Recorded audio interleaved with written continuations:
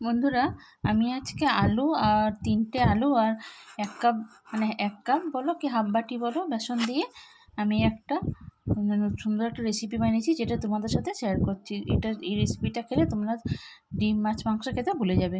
দেখো, 3টে আলু, 2টো টমেটো, 2টো পেঁয়াজ, লঙ্কা, রসুন, আদাও নিয়েছি। আদাটা এখানে দেখানো হয়নি। আর হাফ বাটি মতো বেসন নিয়েছি। তো আলুটা আমি কেটে একটু ভাপিয়ে নিয়েছিলাম, যেহেতু আমাদের সুগার আছে। তো তোমরা কাঁচা আলুটাকেই পেস্ট করে নিও। তারপর এখানে বেসনটা দিয়ে দেবে, 1 কাপ মতো বেসন। নুন, হলুদ, একটু মশলা, জিরে গুঁড়ো, ধনে গুঁড়ো, একটু চিনি, কসুরি মেথি সব দিয়ে সুন্দর করে মেখে নিতে হবে। একটু তেল দিয়ে মেখে নিতে হবে। তারপর এখানে আমি দেখো কড়াইতে জিরে, তেজপাতা, গোটা গরম মশলা ফোড়ন দিয়ে দুটো পেঁয়াজ কুচি করে রেখেছিলাম ছোট্ট ছোট্ট করে। তো পেঁয়াজটা আমি দিয়ে দিয়েছি ভাজা ভাজা হতে। আর এদিকে আমি এটা সুন্দর করে মাখিয়ে নেব।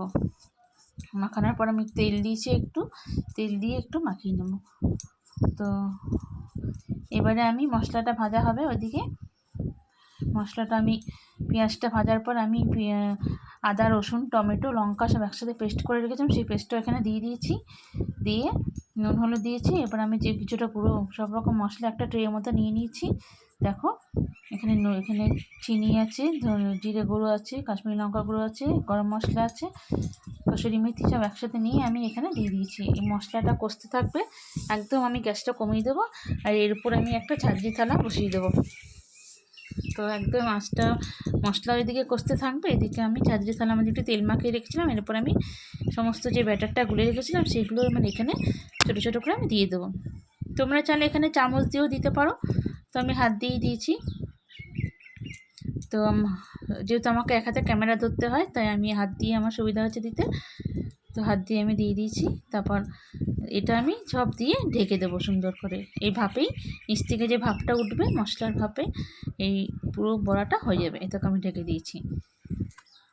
তারপর কিছুক্ষণ পর ঢাকাটা খুলে আমি মশলাটা একবার নেড়ে দিয়েছিলাম, দিয়ে আবার ঢেকে দিয়েছি। দেখো, মশলা দিয়ে তেল বেরিয়ে গেছে। তারপর জল দিয়ে দেবো মশলার মধ্যে, দিয়ে মশলাটা একটু আমি কিছুক্ষণ ফুটিয়ে নেবো। তারপর এখানে দেখো বড়াগুলো সব কমপ্লিট হয়ে গেছে, সুন্দরভাবে সিদ্ধ হয়ে গেছে ভাপে। এই বড়াগুলো সব ভাপে দেখো কত সুন্দর সিদ্ধ হয়ে গেছে। বড়াগুলো আমি এবারে ঝোলের মধ্যে দিয়ে দেবো। নতুন একটা রেসিপি বানিয়েছি বন্ধুরা, তোমরা ভিডিওটা কিন্তু পুরো দেখবে, নাহলে কিন্তু বুঝতে পারবে না। মাঝখান দিয়ে কেটে দিলে বুঝতে পারবে না। চলো, আমি এইবারে সব বড়াগুলো দিয়ে ঝোলটা টকবক করে ফুটিয়ে ওপর দিয়ে গরম মশলা আগে দিয়ে দিয়েছি, তাই লাস্টে দেবো না। আমি ওপর দিয়ে একটু ধনেপাতা দেবো কুচি দিয়ে, রান্নাটা কমপ্লিট করব। তো বন্ধুরা, আমার এই রেসিপিটা তোমাদের কেমন লাগলো তোমরা অবশ্যই জানো। দেখো, আমি নুনটা একটু চেক করেছিলাম, নুনটা একটু কম ছিল বলে লাস্টে আমি একটু নুন দিয়ে দিয়েছি। আমি ফার্স্টে চিনি দিয়ে দিয়েছি মশলার সাথে, তাই আর চিনি দেবো না। তো আমি একটু উপর দিয়ে ধনেপাতা দিয়ে রান্নাটা কমপ্লিট করো। আমার এই ভিডিওটা যদি তোমাদের ভালো লেগে থাকে বন্ধুরা, লাইক, কমেন্ট, শেয়ার আর একটা সাবস্ক্রাইব অবশ্যই করে দিও।